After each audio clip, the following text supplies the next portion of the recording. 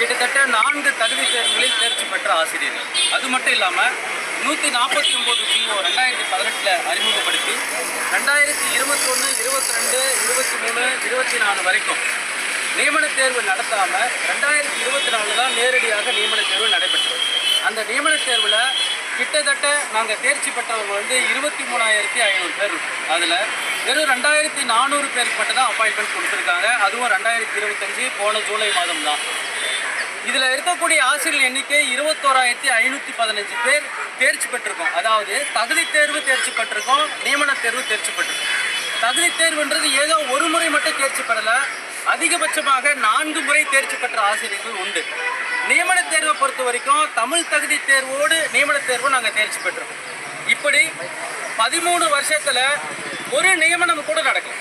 எப்போ வரைக்கும்னா 2025 ஜூலை மாதம் வரைக்கும் ஒரு நியமனம் கூட நடக்கல. டெப்டி சிஎம் அவங்க மூலியமா 2025 தான் 2,400 போஸ்ட் வந்து போடப்பட்டுச்சு.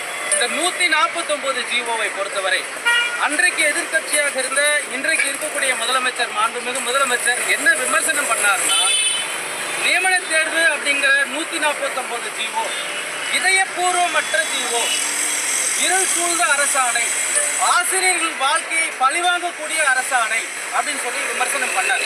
இருந்தபோதும் 2021 177 தேர்தல் அறிக்கையில் தகுதி தேர்வில் தேர்ச்சி பெற்றவர்கள் அனைவருக்குமே பணி நியமனம் வழங்குவோம்னு சொல்லியிருக்காங்க. நாங்கள் தகுதி தேர்வு மட்டும் பாஸ் பண்ணலை, அதுக்கு மேலே அந்த இதயபூர்வ மற்ற அரசாணையை ஃபாலோ பண்ணி நியமன தேர்விலும் தேர்ச்சி பெற்றிருக்கோம். அந்த நியமன தேர்வு கிட்டத்தட்ட 26,000 பேர் தான் எழுதுனாங்க. தொடர்ச்சியாக தகுதி தேர்வு எழுதுனது 3 லட்சம் பேர் 2013. ஆனால் 13 வருஷமா ஆசிரியர் பணி நியமனம் இல்லை, இனிமே ஆசிரியர் கனவு பழிக்காது, ஆசிரியர் பணிக்கு போகவே முடியாதுன்னு முடிவுக்கு வந்து 2.25 லட்சம் பேர் ஆசிரியர் பணியிலிருந்து விடுத்து வேறு பணிக்கு போயிட்டாங்க. வேறு பணினா என்ன பணிக்கு போயிட்டு இருக்காங்கன்னு நினைக்கிறீங்க? பெயிண்ட் அடிக்கிற வேலைக்கு போறாங்க, கொத்தனார் வேலைக்கு போறாங்க, பரோட்டா மாஸ்டரா இருக்காங்க, பெட்ரோல் பங்க்ல கன்னரா இருக்காங்க, வாட்ச்மேனா இருக்காங்க, துப்புரவு பணியாளர்கள் இருக்காங்க. 120க்கு மேற்பட்ட கூலி வேலையா ஏரி வேலை செய்யக்கூடிய பெண்கள் 120க்கு மேற்பட்ட ஏரி அட்டையெல்லாம் வச்சிருக்காங்க. இது வந்து பெருமைக்குரிய விஷயம் கிடையாது. அரசு அறிவித்த 177 இதுவரை ஒரு போஸ்ட் கூட அந்த தேர்தல் வாக்குறுதியை நிறைவேற்றாதது ஏன்? ஒரு முதலமைச்சருக்கு 505 வாக்குறுதியும் ஞாபகம் வைத்துக் கொள்ளக்கூடிய அளவுக்கு அவருக்கு கிடையாது. யாராலுமே முடியாது, எந்த தனி மனிதனாலும் முடியாது. ஆனால் மாண்புமிகு முதல்வர் கட்டாயம் இது குறித்து தெரிந்திருந்தால் கண்டிப்பா ஒரு போஸ்டிங் போட்டிருப்பாரு. இந்த 177 பொறுத்த வரைக்கும் எந்த அதிகாரியும் முதலமைச்சரின் பார்வைக்கு கொண்டு செல்லாதது ஏன்? நிதித்துறை ஒப்புதலோடு 2021, 21, 22, 23, 24 வரை 14,038 காலி பணியிடங்கள் நிதித்துறை ஒப்புதலோடு இருக்கும்போது ஏன் 2,400 மட்டும் நியமிக்கிறீங்க அப்படின்னு நாங்கள் சொல்லி கேட்கும்போது நிதி சூழல் சரியில்லைன்னு சொல்றாங்க. ஒவ்வொரு ஆண்டும் பல்வேறு இலவச திட்டங்களை பல நல்ல திட்டங்கள் இருக்கு. காலை உணவு திட்டம் நல்ல திட்டம், விடியல் பயண திட்டம் நல்ல திட்டம் தான். ஆனால் இதெல்லாம் நாங்கள் ஏன் கொடுத்தீங்கன்னு கேட்கல. அவர்களுக்கெல்லாம் நிதி ஒதுக்கியது போல் ஏன் எங்களுக்கு நிதி ஒதுக்கி எங்களை பணி நியமனம் நீங்க வழங்கியிருக்க கூடாதுன்ற கேள்விதான் கேட்கிறோம். அப்போ 177 தேர்தல் அறிக்கையை தடுப்பது யார்? முதலமைச்சருக்கு கனவு இருக்கு, பள்ளிக்கல்வித்துறை அமைச்சருக்கு கனவு இருக்கு, செக்ரட்டரிக்கு கனவு இருக்கு, டைரக்டருக்கும் கனவு இருக்கு. ஒருத்தர் கூட ஒரு இடத்துல கூட இந்த ஒரு வருஷத்துல உங்களுக்கு போட முடியாது. நீங்க கேட்கறது அநாகரிகம், இப்படி வரக்கூடாதுன்னு சொல்லி எந்த இடத்துலயுமே சொல்லல. எல்லாருக்குமே வாய்ப்பு இருக்கு, நாங்க பண்றோம்னு சொன்னாங்க. ஆனா இந்த ஜிஓவை இப்போ வரைக்கும் நடைமுறைப்படுத்தாம தடுக்கிறது யார்? தனியார் பள்ளிகளா, தனியார் முதலாளிகளா? 1லேருந்து 5 இருமொழி கல்வி அடிப்படையிலாம் செயல்படைய தமிழக அரசு. ஒன்று தமிழ், இன்னொன்று ஆங்கிலம். தொடக்க கல்வி தான் ஒரு தனி மனித ஒவ்வொரு குழந்தைகளுக்கும் மாணவ செல்வங்களுக்கும் வந்து ஒரு அடிப்படை கல்வி. அந்த தொடக்க கல்வியை சிதைக்கும் விதம் என்ன பண்றாங்கன்னா, ஆசிரியர் நியமனம் இல்லாம போனா தொடக்க கல்வி தோய்ந்து விடும், வளர்ச்சி பெறாது. நாளடைவில் தொடக்க கல்வி என்பது எங்கேயாவது ஒரு புக்கில் தான் படிக்கிறோம். இப்படி ஒரு பள்ளிக்கூடம் இருந்தது அப்படின்னு சொல்லிட்டு ஒரு புக்கில் படிக்க வேண்டிய சூழல் தான் வரும். அது மட்டும் இல்லாம 110 விதியின் கீழே 19,260 காலி பணியிடங்கள் மாண்புமிகு தமிழ்நாடு முதல்வர் அறிவித்தார். அந்த காலி பணியிடங்களில் இதுவரைக்கும் 8,600 போஸ்ட் தான் போட்டிருக்கீங்க. அப்போ மீதம் இருக்கிற 11,000 போஸ்டிங்ஸை எப்போ போடுவீங்க, எவ்வளோ போடுவீங்க, ஏன் போடலை?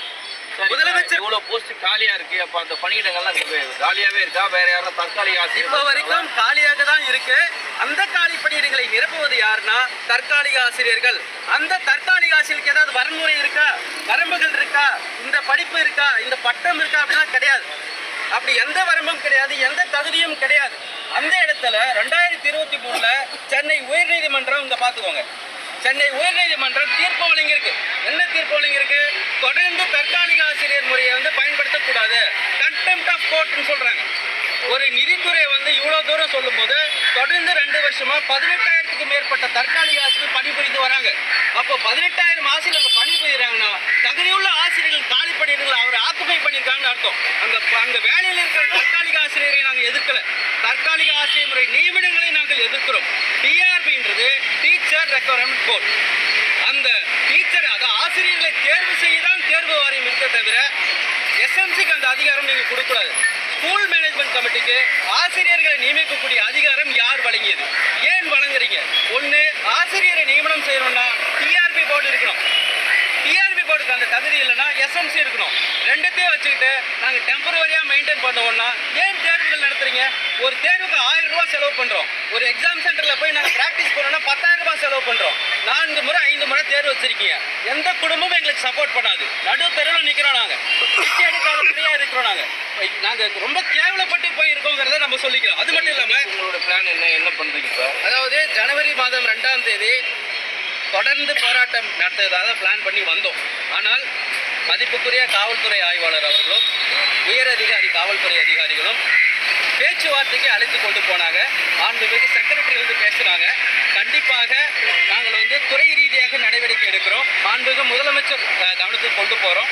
சட்டமன்றத்தில் ஏதாவது உங்களுக்கான வாய்ப்புகள் வரும்னு சொன்னாங்க. ஆனால் 10ஆம் தேதி 12ஆம் தேதி வரைக்கும் அதுக்கான முழுமையான தகவல் எங்களுக்கு வரல. எங்களோடது செக்ரட்டரியேட் ஆஃபீஸ்லேருந்து எஜுகேஷன் மினிஸ்ட்ரி கொண்டு போகிறது மட்டும்தான் எங்களோட தகவல். அதை நாங்கள் உறுதிப்படுத்த முடியாதுன்னு சொன்னதால அடுத்தது நாங்கள் போராட்டத்துக்கு தயாராக வேண்டி தள்ளப்படுறோம். நாங்கள் வேணும்னே போராட்டத்துக்கு வரணும் அப்படிங்கிறதெல்லாம் எங்களுக்கு குறிக்கோள் கிடையாது.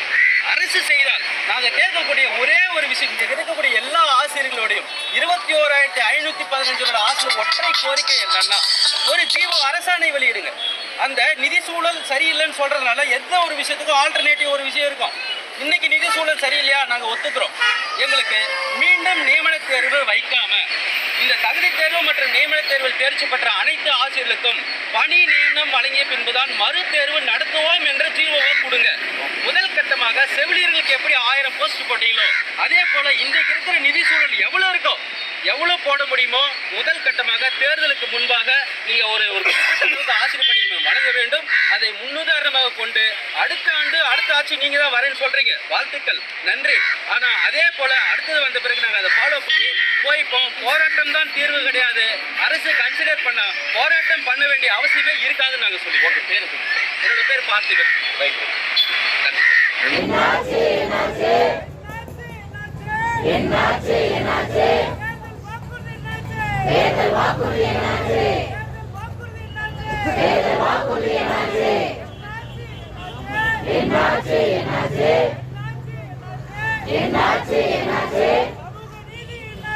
சமூக நீதி என்னாச்சு?